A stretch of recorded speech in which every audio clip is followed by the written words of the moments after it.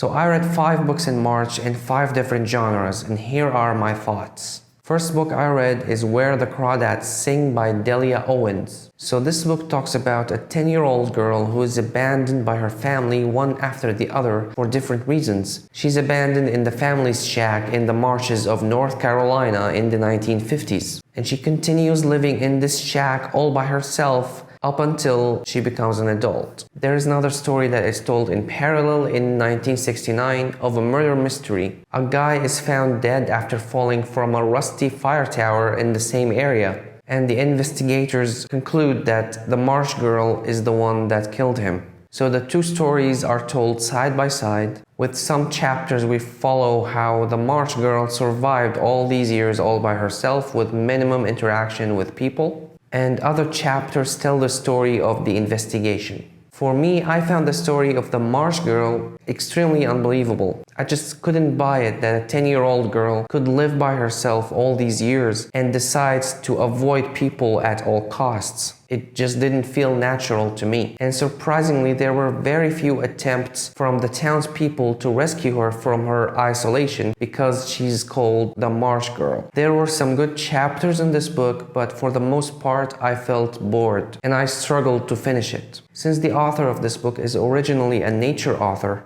there's a lot of nature descriptions and I felt they were overused just to fill some pages. But I really liked the characters of this book. I felt they were well built and some of them were really complex. The murder mystery part was good and it had a really good plot twist at the end. Next book I read is called Trust by Hernan Diaz. This book has been long listed for the 2022 Booker Prize and I think it's one of the most interesting books that I have ever read. We follow the story of a couple in 1920s America, but what is special about this book is that we follow their story through 4 mediums. A novel that is written about them from an external observer, an autobiography written by the husband, a memoir of the ghostwriter that has actually written the autobiography, and the diary of the wife. I think this book could be a lesson for aspiring writers because you can see the difference in writing style between the 4 parts depending on the genre.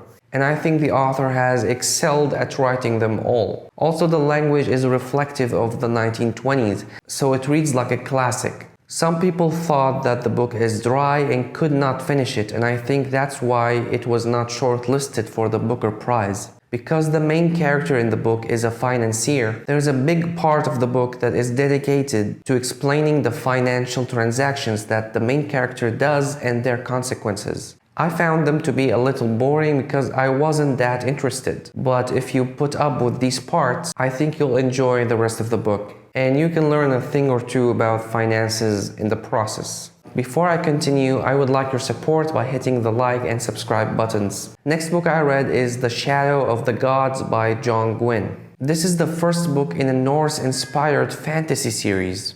This book follows the point of view of 3 characters. So in the world of this book, the gods have died, and our 3 protagonists live in a world 300 years after the fall of the gods. All 3 point of views happen in the same world, but in different corners of the map. Each protagonist has a different story and a different set of characters. At first I found that to be confusing and hard to follow until I got used to them and could distinguish between them. But I struggled with the names because I found them very similar. The book started very strong and a lot of things happened in the first 50 pages. I got pulled into the story so fast. The characters in this book are really well built and multi-layered with very strong female characters. But one thing I noticed that the side characters are very similar in the 3 narratives. And I found myself confused between them because they have similar personality traits and appearance descriptions. Another thing that I didn't like about this book is the repetitive weapons description that they use in battles. And what can I say about the battles in this book? They were epic. The battles were really well written and engaging, with very intense fights. Trigger warning though, there are so many gory scenes in this book. I found them to be more brutal than usual, and there are some really disturbing torture scenes. So beware. Overall, I didn't expect to like this book as much as I did, and I'm definitely going to check out the next book in the series.